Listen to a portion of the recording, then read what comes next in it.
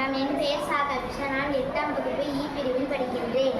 எச்சம் ஒரு பொருள் முற்று பெறாமல் எஞ்சி நிற்கும் சொல் எச்சம் எனப்படும். எச்சம் 2 வகைப்படும். அவை பெயரெச்சம், வினையெச்சம்.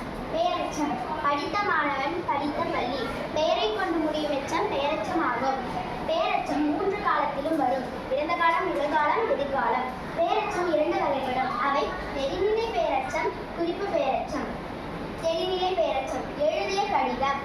செயலையும் காலத்தையும் தெளிவாக காட்டும் பெயரெச்சம் நெறிநிலை பெயரெச்சம் ஆகும். குறிப்பு பெயரெச்சம் சிறிய கடிதம். காலத்தையும் செயலையும் தெளிவாக காட்டாமல் பண்பினை மட்டும் காட்டும் குறிப்பு பெயரெச்சம் குறிப்பு பெயரெச்சம் ஆகும். வினையெச்சம் படித்து முடித்தான், படித்து வியந்தான். வினைமுற்றை கொண்டு முடியும் எச்சம் வினையெச்சம் ஆகும். வினையெச்சம் 3 வகைப்படும். அவை தெரிநிலை வினையெச்சம், குறிப்பு வினையெச்சம், முற்றெச்சம்.